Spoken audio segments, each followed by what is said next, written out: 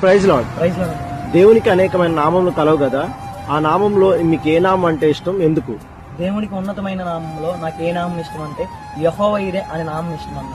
అది ఎందుకంటే ఆ నామంలో దేవుడు మనకు అన్ని సమకూరుస్తాడు, అన్ని స్వస్థపరుస్తాడు. ఇంకోటి ఏంటంటే మనకున్న బాధ్యత ఏదైనా సరే దేవుడు మనకి అవసరాలను తీర్చి ఆ నామం ద్వారా మనకు అన్ని ఇస్తాడు. కాబట్టి ఆ నామం అంటే నాకు బాగా ఇష్టం.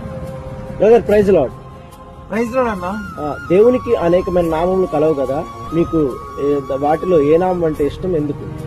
నాకు యెహోవా షమ్మా అనే నామం ఇష్టం అన్న. ఎందుకంటే నేను ఒంటరిగా ఉన్నప్పుడు, నేను బాధల్లో ఉన్నప్పుడు, నష్టాల్లో ఉన్నప్పుడు నా బంధువులు అందరూ విడిచిపెట్టేసినా కానీ నా దేవుడు నన్ను విడిచిపెట్టలేదు. ఆయన ఇప్పుడు నాకు తోడై ఉన్నాడు కాబట్టి నాకు యెహోవా షమ్మా అంటే ఇష్టం.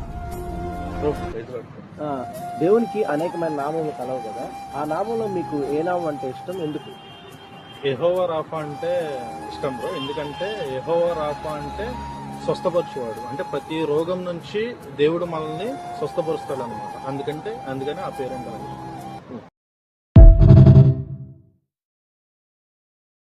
Praise lord. Praise lord.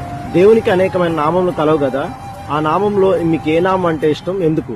దేవునికి ఉన్నతమైన నామంలో నాకు ఏ నామం ఇష్టం అంటే యెహోవా ఈరే అనే నామం ఇష్టం అన్న. అది ఎందుకంటే ఆ నామంలో దేవుడు మనకు అన్ని సమకూరుస్తాడు, అన్ని స్వస్థపరుస్తాడు. ఇంకోటి ఏంటంటే మనకున్న బాధ్యత ఏదైనా సరే దేవుడు మనకి అవసరాలను తీర్చి ఆ నామం ద్వారా మనకు అన్ని ఇస్తాడు. కాబట్టి ఆ నామం అంటే నాకు బాగా ఇష్టం. Praise lord. ప్రైజ్ లార్డ్ అన్న. దేవునికి అనేకమైన నామములు కలవు కదా, మీకు వాటిలో ఏ నామం అంటే ఇష్టం, ఎందుకు?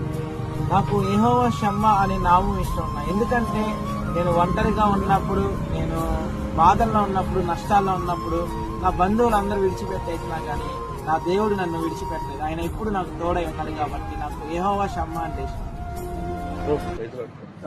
దేవునికి అనేకమైన నామములు కలవు కదా, ఆ నామంలో మీకు ఏ నామం అంటే ఇష్టం, ఎందుకు? యెహోవా రాఫా అంటే ఇష్టం బ్రో. ఎందుకంటే